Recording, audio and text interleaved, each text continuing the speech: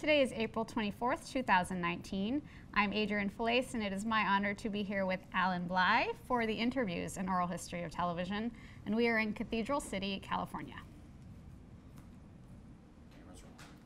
Thank you so much for sitting down with us today, Allan. I am very proud to be here. So we'd like to start just by getting some background information. So first question, as always, what was your name at birth? My name at birth, my real name is Alvin Blye. So, but I went to Toronto when I was 20 years old, and I auditioned for the CBC, and the director there, producer who was the director, was Stan Harris, who did a number of shows here. And he said, Alvin is not going to work here. Can we change your name? I said, what do I change it to? He said, Allan. He said, okay, it's fine with me. And that's how amazingly changed it was when I started my career. And I started, in my career, I worked as Alvin in Winnipeg until I was 20 years old. And then when I moved to Toronto, I became Allan. So is that where you were born, Winnipeg? In Winnipeg. And when were you born? I was born in July of 1937. So did you grow up in Winnipeg Yes. as well? Yes, I did. So tell us a little bit about your childhood. What was your family like? Well, my mother and dad were both Russian and Ukrainian refugees, and they spoke fluent Russian and Ukrainian and Polish and Hebrew and Yiddish. And they spoke all their languages very fluently. My dad wrote in every language, was a very gifted guy.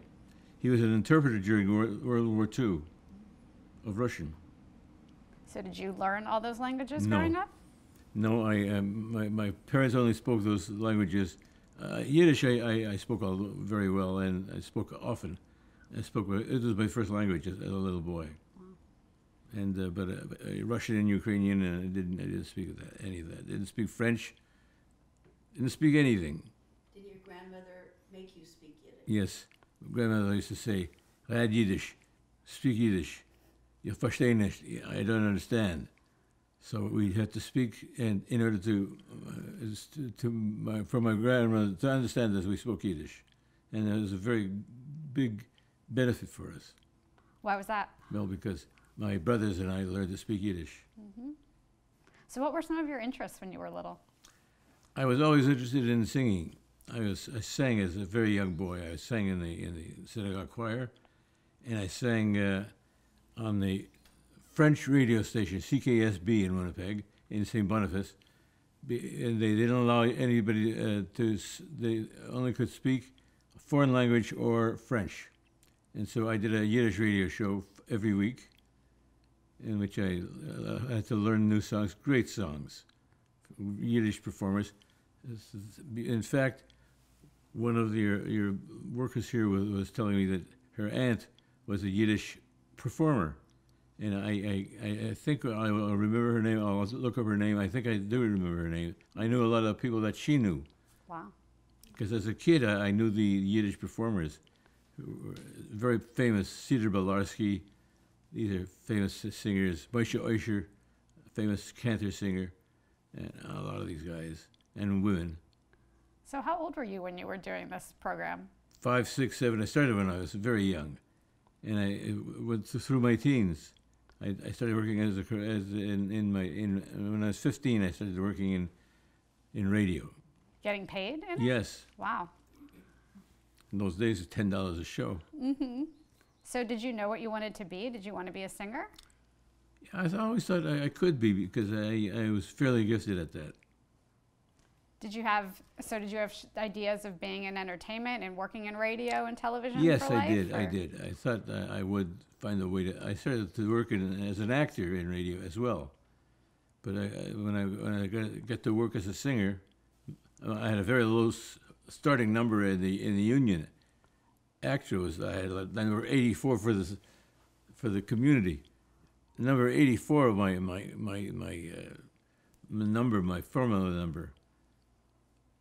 I was, at that time, about 15, 16. Wow. So how did you transition kind of from singing to acting? Did you have an agent getting you jobs, or how were No, you getting? no, but I was my own agent. You know, Winnipeg didn't have any, it was not a very big community. And it was remarkable to start working as a Yiddish performer was such unusual. And only because I could speak Yiddish, I could understand Yiddish, and I was very comfortable in that language. And the music was beautiful too. So what kind of acting were you doing then? What were the roles that you were doing? I was playing normally roles of a young boy, a young man, and I was in the Hebrew theater called of Winnipeg. Okay. So working in radio and early television, do you remember the first time that you actually saw television? Yes, 1952, 53. What were you watching? What was it? I was watching the shows from Toronto. They were emanated from Toronto, and they were on the network, but they would be delayed because they didn't have a full-time network. So the show started on Monday, would air on Wednesday, and they were very good shows. And all those guys girls were big stars to me, and very good, very excellent performances. I used to see, no one here will remember this name, but in Canada they'll know very well. I used to see Wally Coster, who was a great singer, lived in Canada, and I used to see the actors were very good. Lloyd Bachner, his son became a big star. He's a very performed in the States as well. And Lauren Green was the newscaster, national newscaster, CBC. He was great. And I worked with him later in life as I became a producer and a writer. Wow. On the Sonny and Cher show. That's great. Yes. And he spoke Yiddish, very fluent Yiddish. Oh, yeah? So, Monty Hall. Yes, Right and there. Monty Hall as well. did you work with him in Canada at all? Yes, On what kind of programming? game shows. Nice. So you were doing game shows, you were doing a little acting, you were doing a little singing. Yep. Did you do some TV writing as well? I used to write for myself. For yourself? Yes. What kind of material? Jokes? or- comedy. Comedy? Yeah, stand-up. And did you just start doing that on your own when you were young? Yes. Did you write for any other performers? Yes. Who were some of the Canadians. people? Canadians? Tommy Ambrose. These are very well-known names in Canada. Nice. Did you have any thoughts about trying to get work in the United States? No, I didn't think about that. I thought, if I make this work in Canada, it would be fun. I was an architecture student at the University of Manitoba and University of Toronto as well. And I got to my thesis year, and I thought, you know what, I'll delay it by a couple of years, and then I'll do my thesis. I never did my thesis. My career started to take off. Well, I know one of the things you did, you performed on Mr. Rogers. I performed on Mr. Rogers, but I was already a Canadian performer, and I used to go to, the rehearsals were on Sumac Street in downtown Toronto. It's a big 6-story building, and the rehearsals were on the 6th floor. And so all the bands and the musicians would come there, and they'd have the rehearsals. And I remember that I walked by a studio in which a big empty rehearsal hall, and there was only one guy in there, and he had 2 puppets, one on each hand. One was Henrietta, and one was the King. Friday the 13th. And I walked into the studio. I had no reason to walk in there, but I walked up to him, and I never talked to him. I talked to both of his puppets. And the puppets had their dialects in there. And it was great. I had talked to them for about 15 minutes. And then someone came to me and said, Blye, they're waiting for you to rehearse. So I said, excuse me, and I went down the hall, and I did my rehearsals. And after the rehearsal was over, I came out of the studio, and this guy, Fred Rogers, was standing and waiting for me. And he said to me, "What do you do?" I said, "I'm a singer and an actor. This is what I'm here for rehearsal. I'm doing this show called Parade." And he said, "How would you like to, I'm doing a show here myself. How would you like to appear on a portion of it called the Mr. Rogers Neighborhood of Make-Believe?" I said, "Sounds great. I'd love that." And so he booked me, and I did 300 shows for him. Wow. He was on 5 days a week, and it was great. He was wonderful. The shows were great. The music was terrific. It was a wonderful memory. He's something close to my heart. He's a Presbyterian minister, and his faith was very powerful, meaningful. I loved him. So what was your role on the show? I was Captain Blye, the King Friday the 13th royal pilot. And I used to go on assignments for him. He'd say, "Find me love. Could you find out what love is? Could you bring them? Can you bring it to me? Your love?" I said, "I'll find it. I think I'll ask for it." And I sent assignments all over the world. Now, were you involved with the writing at all on the show? No, I wasn't. But I used to do a radio show, in which I wrote that 15-minute. It was a 15-minute daily show, a CBC radio show, and I was your Friday friend. I was the Friday friend across the country. That's great. So what was it like working with the puppets on air? I mean, did you forget they were puppets? I loved it, absolutely. I forgot they were puppets.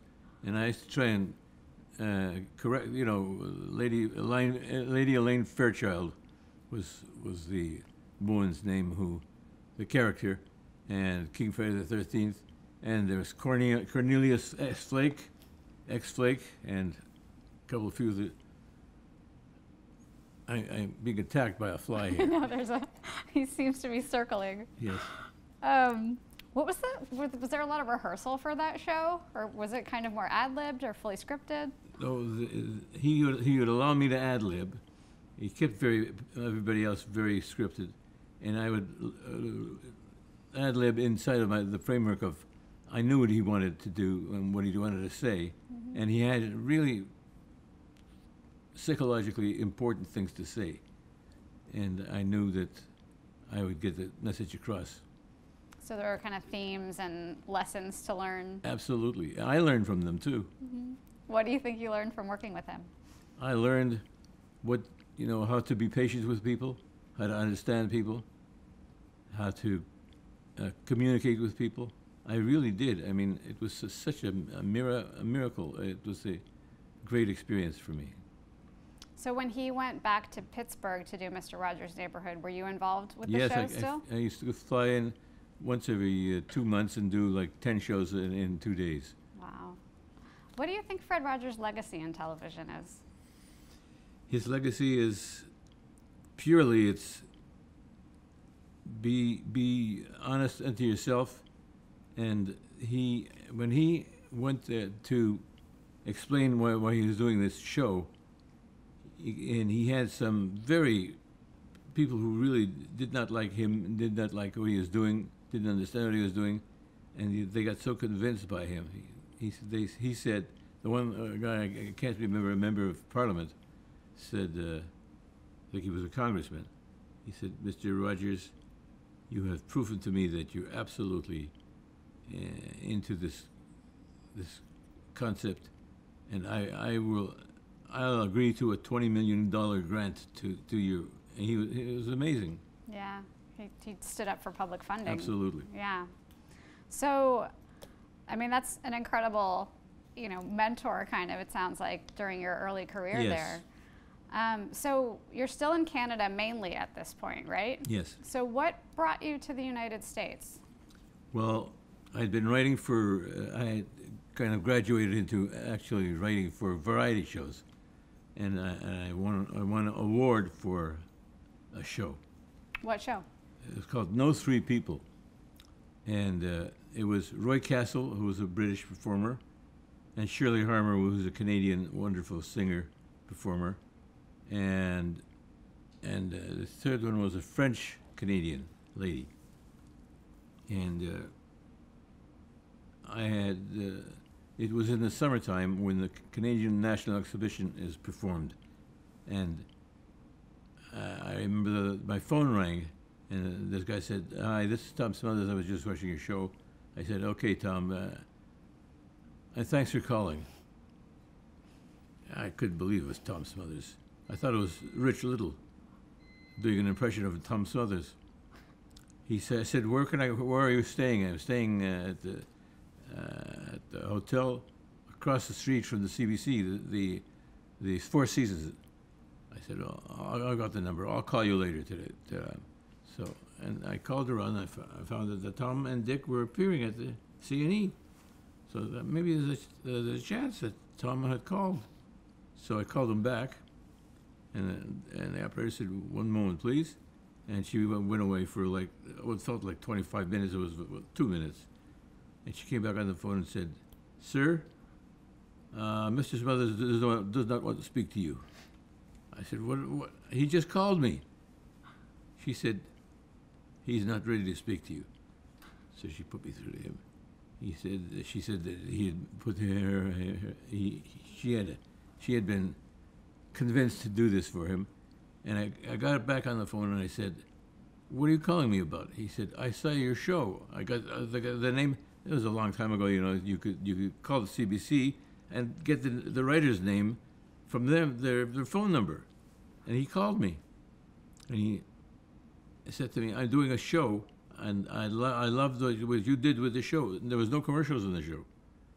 So there's a commercial at the front of the show and the commercial at the end. And I wrote a whole storyline, and a very, very good show. And he said, "I want you to come to speak to my people here. I'd like you to come and write this show." Jesus, an offer from the star of the show. They had been doing a kind of a sitcom, and they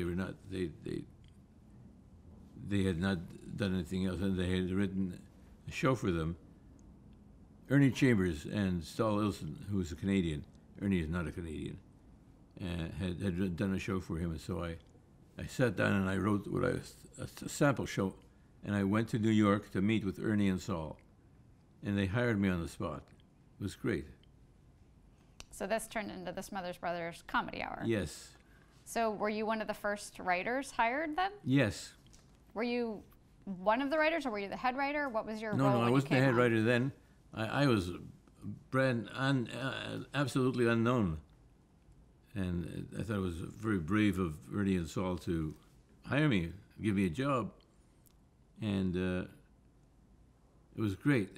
There was Mike Marmer, Stan, Burns. These are names you can't remember. These are writers, great writers, and two guys from Goldberg. Two guys from that were Jack Benny writers, Al Gordon, and one other person there. I think Hal Goldberg. I think it was Goldberg. Goldman? Goldman, yeah. Long time ago. And Mason Williams and me. And they kind of put Mason and me in a room, and we started to write together. We wrote a lot of things together. We wrote a lot of things. So talk a little bit about that writing process and that first kind of draft you did that kind of got you hired. What were you thinking of? What kind of topics were you writing? Well, at that time we were kind of discovering what we would do with the Smothers Brothers, and we came up with ideas that we could do with the Smothers who were in their 30s. And could relate to the older comics, you know, with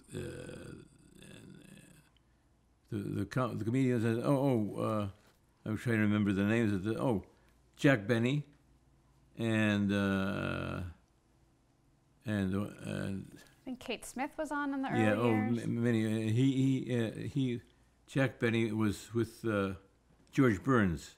They were very good friends, and George was a little more together than Jack at that age in their 80s, and George would take very good care of Jack. You know, he'd come over to me and say, "I think Jack's had enough for today. How about call it a day and we'll rehearse tomorrow?"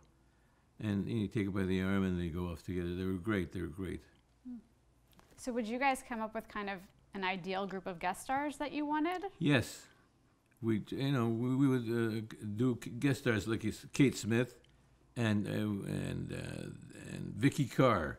In those days, they would do guests that were easy to relate to for Tom and Dick, and easy for the audience to relate to. Mm-hmm. So what was the writing process like? Was there an official writer's room where you all gathered? Yes. We had a writer's room, and we would gather there, and we would pitch. And, I knew no better. I would pitch over ready to go at any time. And, I knew no fear. Do you remember any of the kind of topics that you would throw out there? Yes. In the first season, well, I had done a whole sequence for both Jack Benny and who did I mention? George Burns. Yeah, George, and they played bass and guitar, and Tommy and Dick played bass and guitar, and they did a sequence on Winchester Cathedral, we think. And they were very funny. It was a very funny bit, and I wrote a piece. The second week of the show, I wrote a piece that no matter how you see everybody, you see people on a daily basis, and you know who they are, but you don't say hello to them. And I have them coming up, and it was Carol Burnett was the guest, and you came up to a sign that said nudist camp, and her body was covered with leaves, and Dickie's body was covered with the same thing, and they're at a nudist camp, and they recognize each other. There was such a scream from the audience when they realized this is a nudist camp. It was great to understand that I had an idea that people actually absolutely laughed, screamed about. Mm-hmm. Mm-hmm. So how involved were Tom and Dick with the writers? Well, Tom was a little more involved than Dickie was, but they were both gifted. To be a straight man like Dick and Thomas Head is going off in 18 different directions at one time. He was able to find Tom was going here and bring it back to here and guide him that way. And they were wonderful, wonderful comedians. What do you think each of their strengths were as performers? Well, Dick was also as funny as Tommy, but he played his role very well. He was brilliant. How much creative control did they have at the start of the show? He had a lot of creative control. Absolutely too much. I learned by the third season, because they took the show in different directions. They were very, very good. They had good ideas and funny ideas, but they took the show in different directions that I wasn't happy with. How so? What happened? Well, political directions. That when you get too much on the nose, it's no longer witty and clever. It's right on the nose. It's kind of obvious. So were there some disagreements in the writing room then? Well, not so many big disagreements with me, because I became a head writer and producer in the second or third year. But we had disagreements with the program practices people and with some of the guys that ran the network. Were you, as a producer, involved in those discussions? Yes, it was terribly time-consuming to me. I just wanted to write. Yeah. I wanted to perform. So what kind of criticisms or notes were you getting from the network? Well, things like little notes that say, page 33A, the use of the word fuck is not acceptable to us. And they were hysterical, the notes. What would you guys come back with? Okay, we won't use the word fuck, which is we'll use. At one time, I started to use political names in place of swear words. Like, can you give an example? Well, today would be, you'd say, I was sitting on the bus stop, and I cut a big trump, and this lady was embarrassed, but it was very funny. Stepped in egg. Yeah. So it sounds like you started out writing and you had ideas for sketches and for guests and things. Was there a type of material that you tended to write, like the monologues or more sketches, songs? I wrote a bit of everything. I used to do, the end of the show was kind of a semi-Broadway type performance. We would do opera spoofs.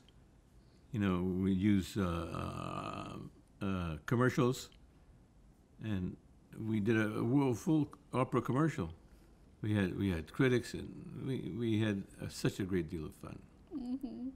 Now, you guys, the Smothers also produced their summer replacement show. Yes. The Summer Brothers Smothers show. Yes. With Glenn Campbell. Talk a little bit about that. And you guys brought in some new talent for that show, right? Yep. Some writers? Yep, and they're very good. I was kind of raised to be a producer and head writer in the summer shows, and then I started doing these other shows, and I made sure that they had the rights to do a summer replacement for them, and they didn't. The network hadn't bought us any ideas from them. I said, think of this. I don't know if you were aware of this, but in Canada, the biggest shows are country shows. And we should do a country-flavored show, because you can hide messages inside that framework very well. And I mentioned Glenn Campbell because he would be a very good host of a show. So then, you were a producer then on the summer show? Yes. And you guys... With George Sunga. With George Sunga. And you guys brought in some new writing talent. I think Steve Martin, Rob Reiner, Carl Gottlieb. Well, Steve had been brought in already for... he was starting to work already for the Smothers Brothers. And he was so clever. He's so good. He was so good. Do you remember, did they all audition for you? Did they give samples? Well, they gave samples, and Tommy liked Steve, and he liked Bob, and he liked all those guys. He liked Carl Gottlieb. This is Bob Einstein? And Bob Einstein, yes. Mm-hmm. And these guys were great writers, every one of them. And then they went on to Smothers Brothers Comedy Hour for season 3. Yes. So talk about that third season with this new crop of new writers. You're a producer on that show. Mm-hmm. How did the show change the third season? Well, it was very clever. We found our way through those two first seasons, and we found the style that worked very well for us. Mm-hmm. With David Steinberg. Yes. Hired David was from Winnipeg, my hometown. I hired David to come in and do the show, and he was remarkable. Talk about he's famous for the sermons that he would do. Talk a little bit about those and the framework. Well, he would do these sermonettes he would call, because he used to have sermons at the end of the business day, the TV day. They have little sermonettes. And we actually hired him to do some sermonettes. He would say, tonight, my topic deals with God, who you'll remember from the last sermon I did. And, he had such a great, soft touch. And he was a rabbinical student. And he was great. He was remarkable.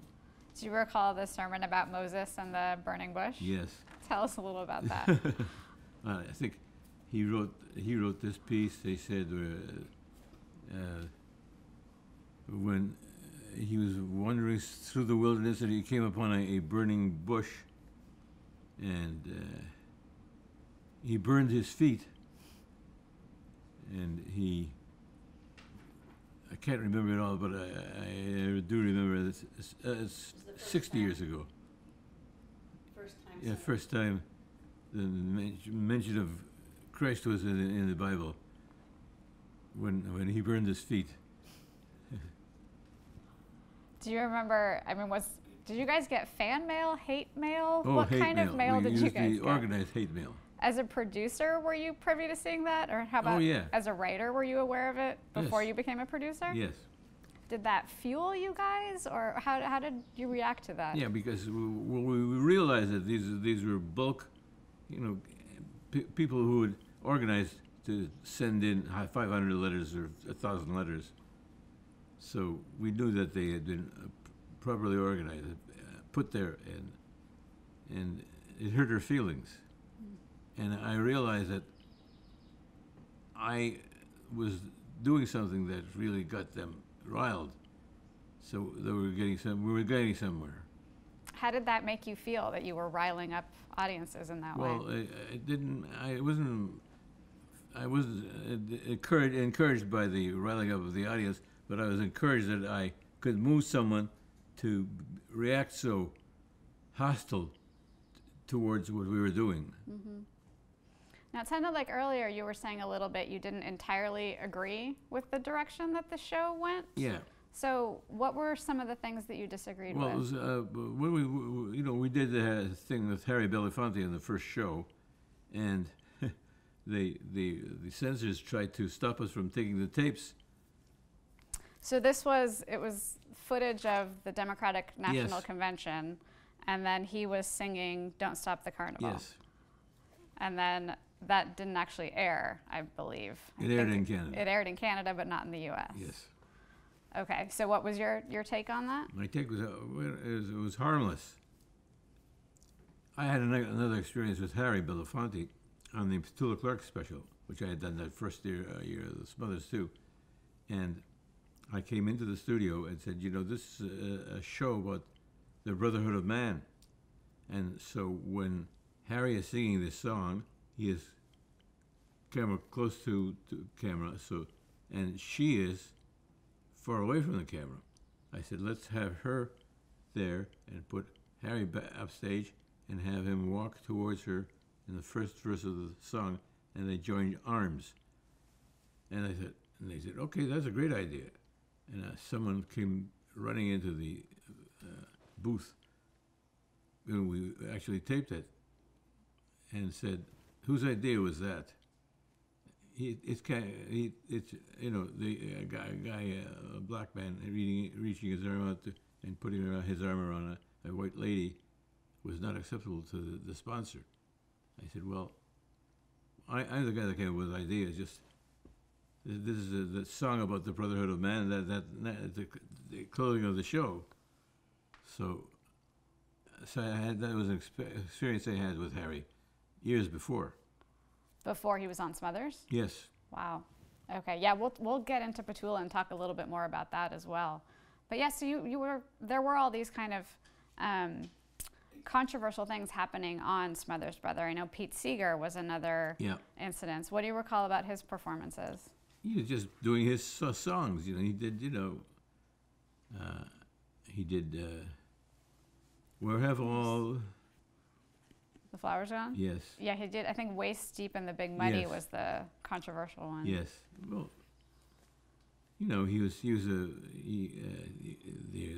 people were offended because he's a member of the Communist Party or something, and he didn't do anything about his being a member of he was very clever about that. What do you remember about Joan Baez being on the show? And she was beautiful. She was great voice. I just remember the content of some of her songs were very, very meaningful. Yeah. And I think there was an issue with censorship with something that she said as Yes. well. And what do you remember about The Who being on the show? Well, The Who the drummer used to blow up his drums. And this rehearsal was like fizzing. It was barely... So I said to our special effects guy, Ray Brannigan, I said, look, just don't tell him because that looks so muddy, and it's such a shame.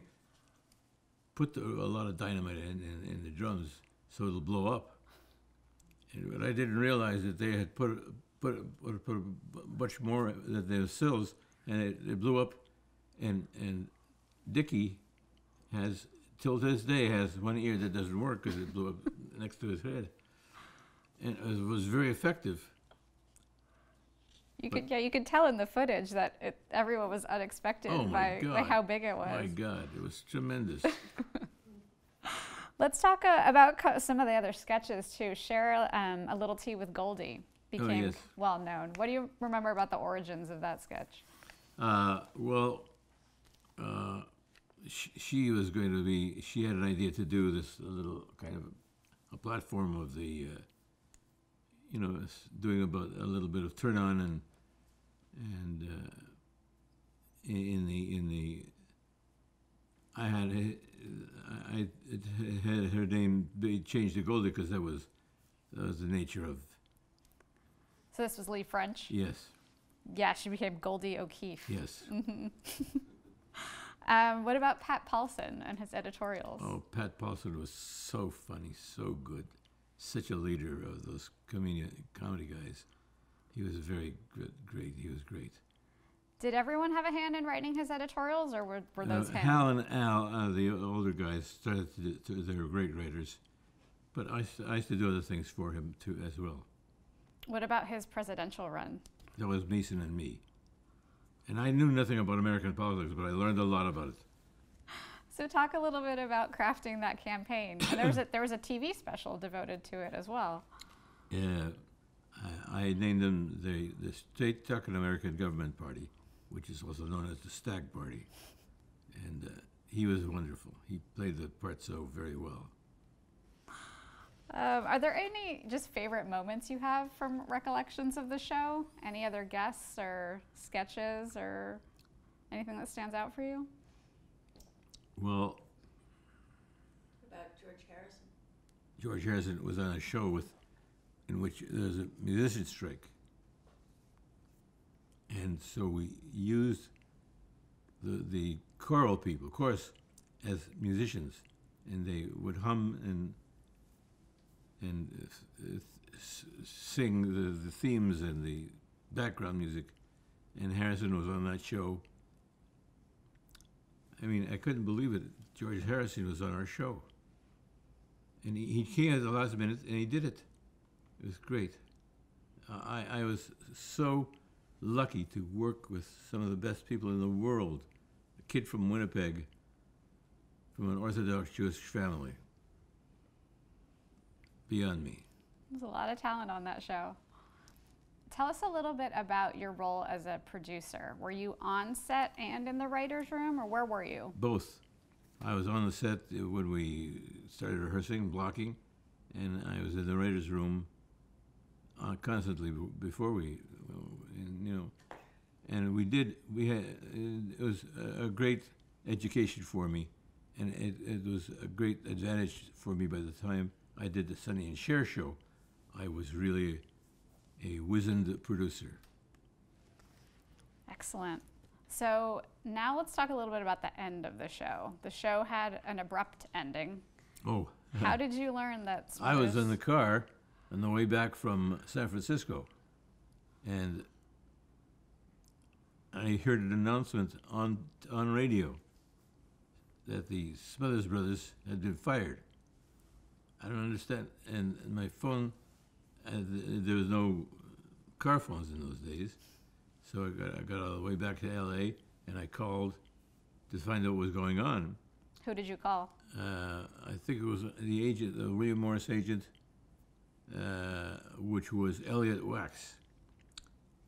Yeah, it was in the days of Mike Ovitz and those guys,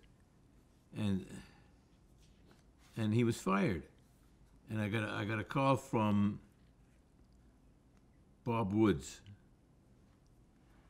and he said, "Look, tell Tom and Dick we'll make peace. We'll hire them. We'll rehire them. We'll make good out of the contract, So I called Tommy at that time, and he, now that I speak to him months and years later, he doesn't remember my calling at all. So did Tommy know that they had been fired at that point? Yes. Okay. And But you were... he doesn't recall that I had a long talk with him. And I was trying to save the show, because I wasn't going back, I was going to do the Andy Williams show. And so I was not planning to go back to the show, but I wanted to save the show.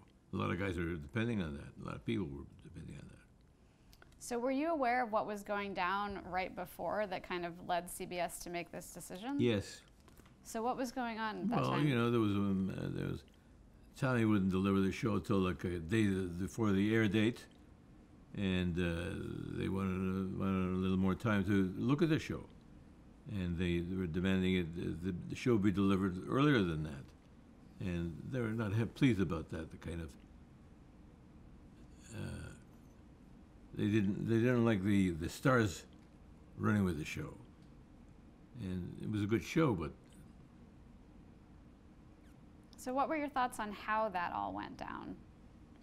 Well, I was, you know, I was reluctant to tell Tom and Dick that they're barking up the wrong tree.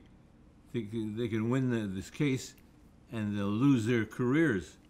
And in a way, they didn't lose their careers because they're great performers, but they lost their television careers. Now, the show actually won an Emmy. You won for writing. Yes. After the show was off the air. Mm-hmm. So what did that honor mean to you? It was a great honor.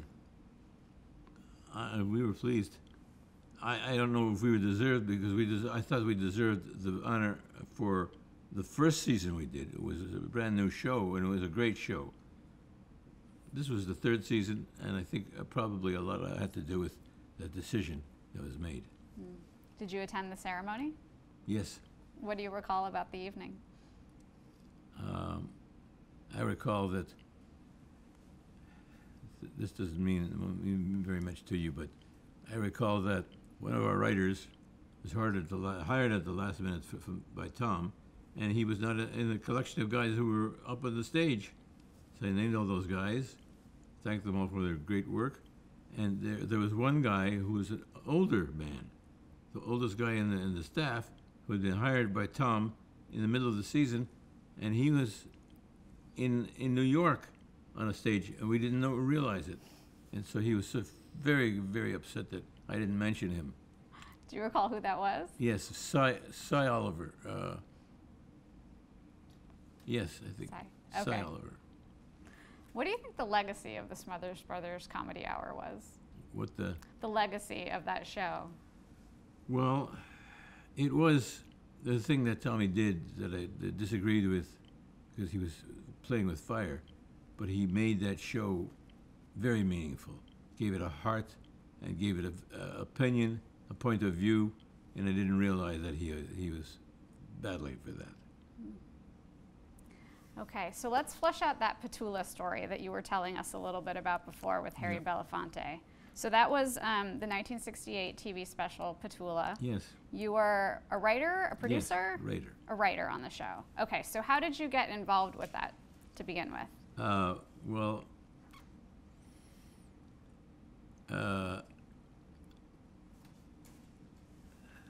was Mason a writer on that too? yes, and he was not a writer on that show. Steve Binder was a producer and director who had been hired to do the Petula Clark special, and he called Ernie Chambers. He said, "I'd like a guy he'd like to find a guy that's new, that writes music, and can come up with some ideas." And Ernie said, "This guy Blye, he's impressed me. He's doing very good work for us. Hire him." So he hired me, and I got to meet with Earl Brown, great special material writer, and a couple other. The writing staff was Steve Stern. I can't remember all the names. Let's see, I don't have too many of the writers' names here, but we can look them up during the break. Okay, Steve Stern is one of the writers. Who? Steve Hilliard Yeah, Hilliard Stern. and Gordon Farr. Yes, Gordon Farr, right, that's it. They're the other two writers, and I think, I don't know, Mason, I don't think he wrote on that show. I can't remember. I don't think he did. And we got to meet some very good people from that show that ended up doing the Elvis special with us years later. So you were talking about Harry Belafonte's parents. Yes. So I think he and Petula did a duet on The Path of Glory. Yes. And so tell us again. So it was your idea, the staging of that number? Yeah, to make sure that they touch each other. So they'll keep one and have him move to her and put his arm around her. And so I think all the hoopla was because it was the first time a white woman touched an African American man Yes. on American television. That's right. So then you said the sponsor rep, which was Chrysler, Yes. I believe. But I just don't know. I don't know what firm he was with. Yeah. But he hated that. You can't do that. And because of that, Steve said, "Oh, yeah, we can do that. We're going to do that. It's done." Do you remember when it aired? Was there still a lot of controversy about it? Oh or was yeah, it, because Harry made a big deal out of it. What do you recall about that time? Well, it was amazing for a black guy to be courageous enough to defend that concept. Yeah, this is 1968. Yes. Okay, so you mentioned Elvis, which also involved Steve Binder. So it's now known as Elvis's 68 comeback special. Yes. So tell us a little bit about how you got involved with that. Well, they had been so happy with me that they said, I got a call, and I said, I'll come and do it, but I have a new partner here now. So Chris is my partner. And I bring Chris Beard? Yes. So we walked there. We went to a meeting with the Colonel. Colonel Parker? Yeah. In which Chris said, "Colonel, I'm very pleased to meet you. I love your chicken." How did that go over? Like a lead balloon. I looked at Chris and said, I don't think he appreciates your humor. This is great. It was very funny. So what was the idea for the special? The idea for the special was we had 3 or 4 ideas, and we wanted to make people aware of what his career was all about. And the idea were did some religious music. We did a story of his life based on Guitar Man. And we met with him every night. Every night for 6 nights a week, for a month and a half. He was a great guy, and he had great stories to tell us. So we told his story. Had you met Elvis before that? No. What were your first impressions of him when you met him? He was a very pure guy, and he was humble. You know, he hated the movies that he had done. He liked the only one he liked was I took the opening of his movie. I can't remember the movie is right now. Was it Jailhouse Rock? Yes, it was Jailhouse Rock. We used that number for his background for the opening of the sequence of the show. When I said to Steve, walking past him one day, I said, "Look, could you get 100 people to do those impressions?" He said, "Probably." Okay, so you're going to use that for our opening number, and he did. It's great. Yeah, so it's just all those squares Yes. with these like shadow figures Yes. and guitars. Originally, I wanted to be able to do Elvis from around the world, a guy from Poland and a guy from Russia and a guy from Japan, and we couldn't get all that, but we had the Elvises there.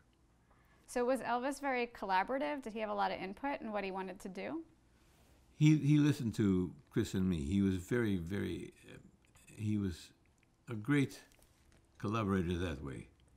He was very good to us. He was very good to us. Well, Elvis had to fight for that concept, right? Yep. So was it Colonel Parker that didn't? No, Colonel Parker wanted him to do 100 Christmas songs, and it would be done, and United Nations Boys Choir, and that would be it. So you wanted it to be like a Christmas special. Yes. And so you and Chris came up with the other concept? Yeah. Well, when we went to the meeting with the Colonel the first time, I said, "What do you want? What do you want us for? We would like to give you something original, something unique. This guy, he's got it figured out. Just do it." And he said, "Look, I'm hiring you to do our show. Come with a show that we like, and you will like." So we did. So how much was scripted? Because it felt very much like Elvis was just kind of chatting, with the audience. And well, we scripted. We never wrote anything down in the script, but we wrote little phrases down. Like what, that he'd talk about this kind of topic, or? Yeah, he talked about how he did movies with a little snarl in his lip, and he said I made a career out of that.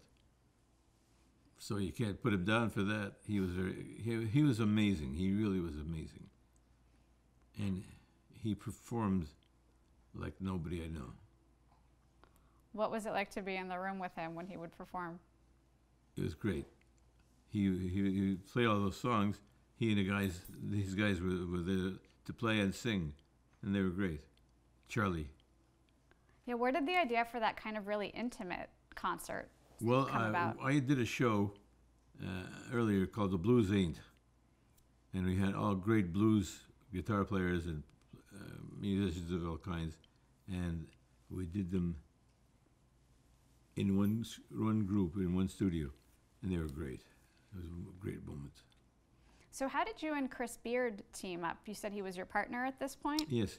Well, I knew Chris from Canada, and he was working on a very remarkable show called Nightcap. And I used to see him every week. He was the only writer on the show, and I read a couple of pieces for him for the sake of giving him a little break. And we had worked together. We knew each other quite well for that. And when I went on from the Smothers Brothers, I brought him in with me. Great. Now, you had worked with Steve Bender on Petula before at that point. So what was he like as a director for this kind of music variety show? He was great. A great and a great entrepreneur. He had entrepreneurial credits to him. His style was wonderful. For the Elvis special, was there anything that didn't make it to air? Were there any parts you guys shot? Half-hour show. We did a 90-minute special, and the whole Guitar Man sequence is longer, and so it made more sense. So it was sad to me that it never made it to air. Can you tell your Elvis story? Oh yeah. What's the Elvis story? Well,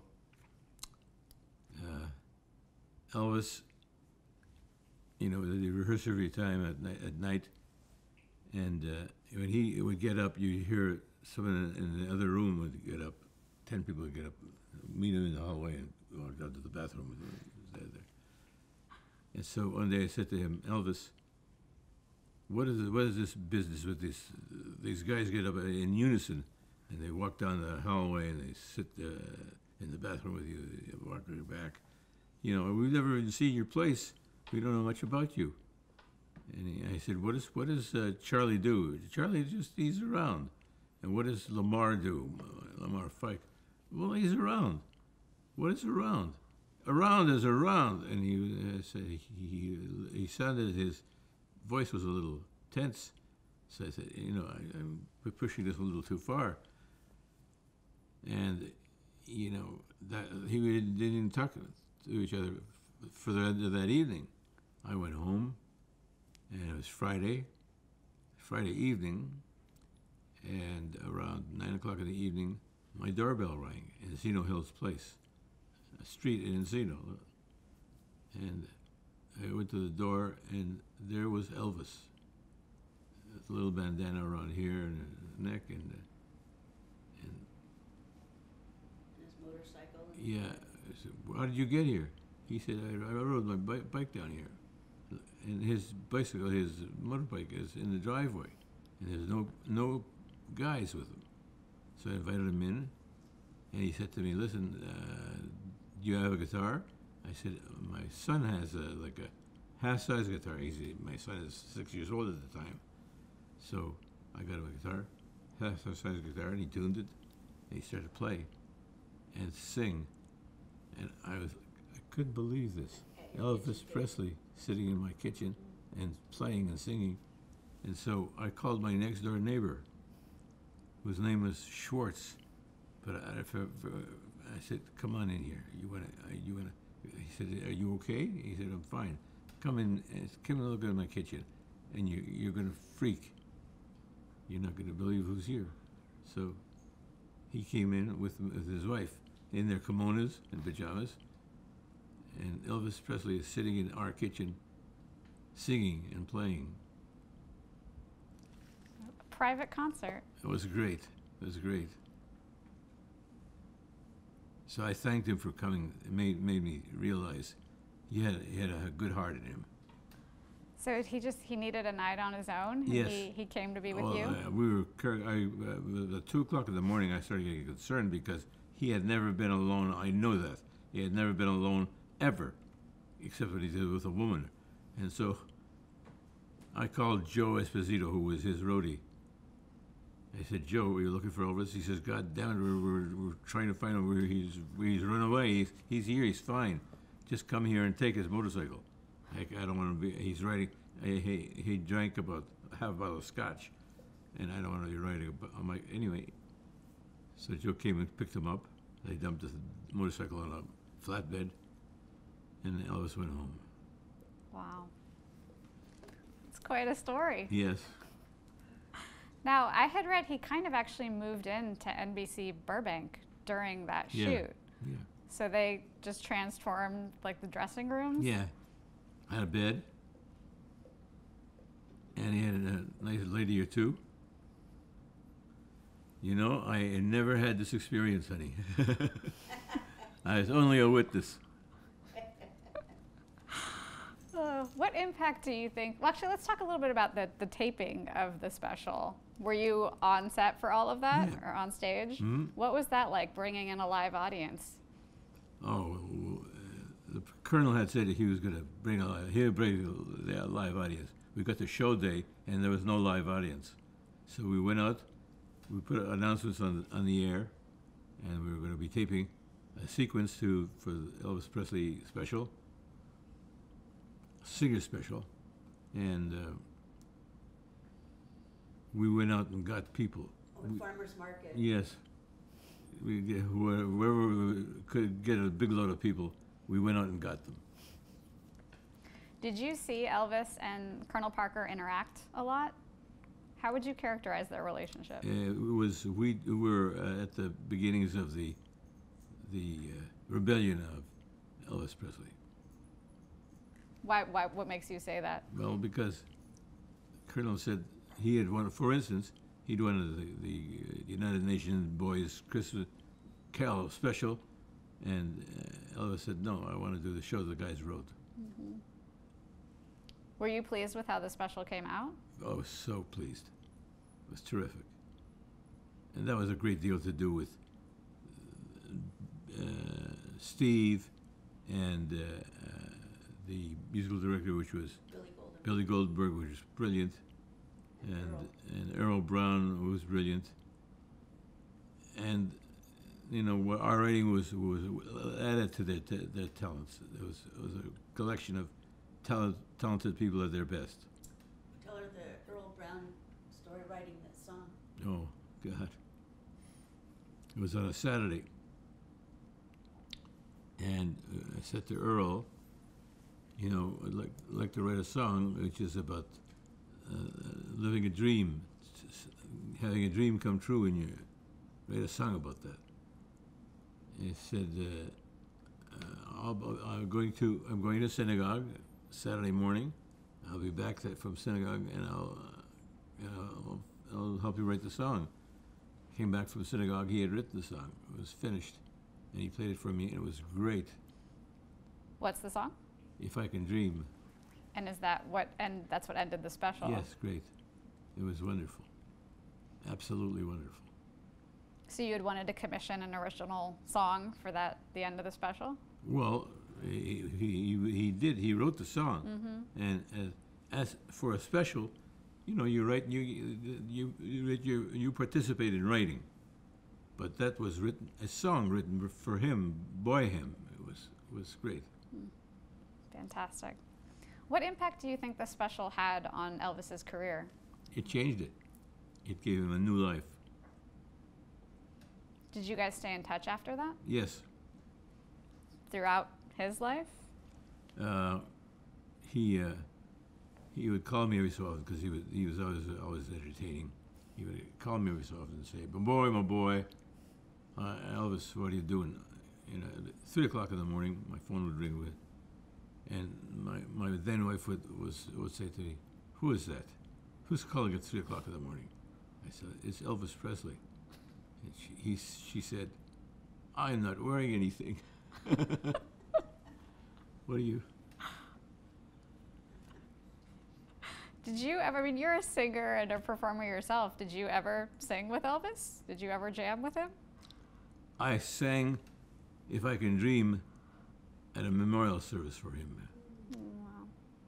And it was lovely. I never sang with him. What do you think his, gift was? Why do you think people were so entranced by him? Well, because he was just such a great performer. He was remarkable. I mean, when he performed it was an impression of himself. He was so special. Lovely. All right, we've been chatting about an hour. Should we take a quick break? Yeah. All right, let's do that.